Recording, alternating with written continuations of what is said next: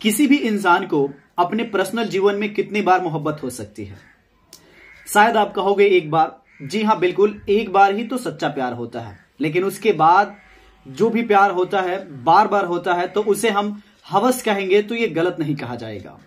आज की कहानी में भी कुछ ऐसा ही होता है। एक महिला जिसे बार बार प्यार हो जाता है, वो बार बार शादी करती है, लेकिन नतीजा उस औरत को अपना जान गंवाना पड़ता है और उस औरत से, उस महिला से जो लोग जुड़े हुए थे, उनकी भी जिंदगी बर्बाद हो जाती है। वो भी अपने जीवन को बर्बाद कर लेते हैं। नमस्कार दोस्तों, मैं हूं राज और आप देख रहे हैं क्राइम दुनिया की। आज की जो सच्ची घटना मैं आपको सुनाने वाला हूं, दरअसल ये घटना है कर्नाटक प्रदेश बेंगलुरु की। बेंगलुरु में एक इलाका पड़ता है जिसका नाम है साउथ ईस्ट।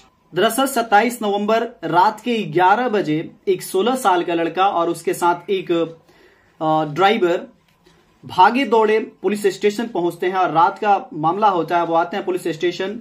कुछ कर्मी जगे होते हैं, कुछ सोए पड़े होते हैं। वहां पे आने के बाद जो लड़का होता है वो कहता है कि साहब मेरी मां को बचा लीजिए, कुछ लोग हम लोगों पे हमला बोल दिए हैं।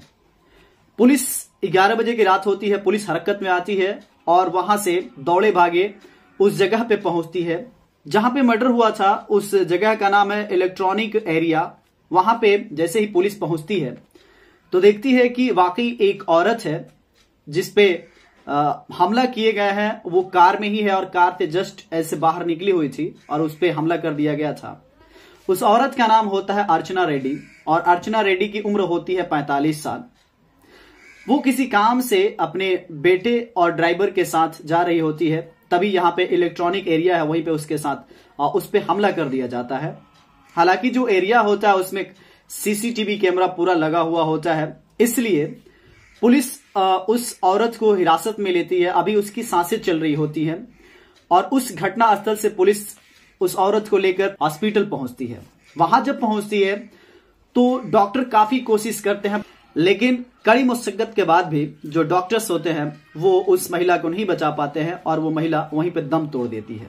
आपको बता दें कि जो अर्चना रेड्डी थी, रियल एस्टेट में काम करती थी, उसके पास पैसे भी थे और वहां के वो रईस लोगों में से एक थी। काफी पैसे थे तो रियल एस्टेट में काम करती थी। उसका एक बेटा भी है 16 साल का। आपको बता दें कि अर्चना रेड्डी की शादी 2013 में होती है एक अरविंद कुमार व्यक्ति से।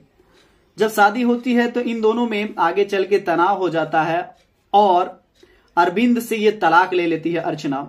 जब तलाक लेती है तो मुआवजे के दौर पे इसे 15 करोड़ रुपए मिलते हैं और ये बंटवारा लगा के उसमें से पैसा ले लेती है। उसके बाद से ये रियल एस्टेट में अपना स्टार्टअप करती है, उसमें लगाती है पैसा और पैसा को और भी आगे बढ़ाना शुरू कर देती है। बहुत अच्छे से जिंदगी कट रहे होते हैं, तभी इसे एक और व्यक्ति से मुलाकात होती है जिसका नाम है सादिक। दरअसल सादिक रियल एस्टेट में ही काम करता था, वो भी काफी माना जाना व्यक्ति था, मशहूर था, रईस था। तो इसकी लगाव धीरे धीरे अर्चना रेड्डी के लगाव उस सादिक से बढ़ जाती है और अब सादिक से जब लगाव बढ़ती है तो ये फिर उससे शादी कर लेती है। जब शादी होता है तो ये पति पत्नी हो जाते हैं। अर्चना रेड्डी का एक बेटा होता है 16 साल का और इसकी एक बेटी भी होती है जो कि 20-21 साल की है, जिसका नाम है युविका।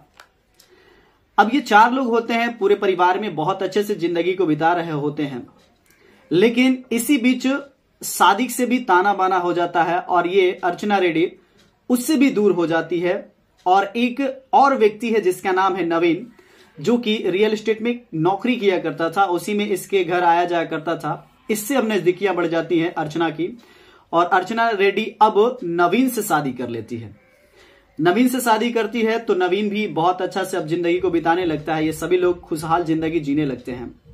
लेकिन नवीन को अचानक एक दिन पैसों की जरूरत पड़ती है। जब पैसों की जरूरत पड़ती है तो अर्चना से वो बोलता है कि मुझे कुछ पैसों की जरूरत है, कुछ पैसा देती तो मेरा काम हो जाता।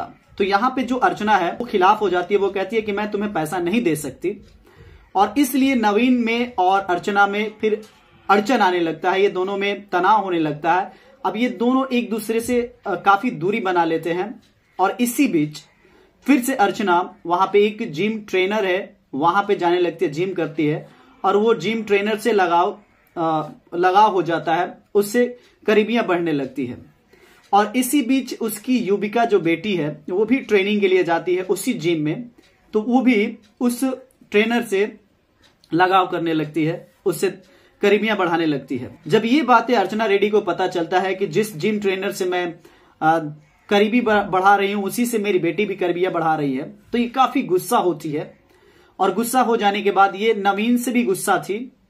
अब यहां पे क्या होता है कि नवीन और युविका ये दोनों मिलकर अर्चना से कहते हैं कि तुम पैसा दे दो, हमारा हक दे दो। यहां पे युविका कहती है उसकी बेटी कि मुझे तुम्हारे प्रॉपर्टी में से आधा चाहिए, सारा प्रॉपर्टी में से आधा मैं हकदार हूं, आधा मुझे हक चाहिए, उसमें से मैं पैसा लूंगी।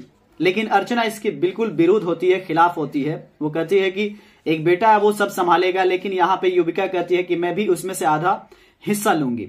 अब इस तरह से युविका और जो नवीन ये दोनों एक जगह हो जाते हैं और दोनों पैसा मांगने लगते हैं अर्चना रेड्डी से, लेकिन अर्चना रेड्डी पैसा नहीं देती। और ये दोनों मिलकर एक षड्यंत्र रचते हैं कि हो ना हो हम कुछ ऐसा करें कि वो पैसा भी दे दे, अगर नहीं देती है तो उसे हम रास्ते से ही हटा देंगे। और यहाँ पे युविका और नवीन पिता और युविका बेटी दोनों मिल जाते हैं और मिलने के बाद वो सोचते हैं कि कुछ तो कराया जाए।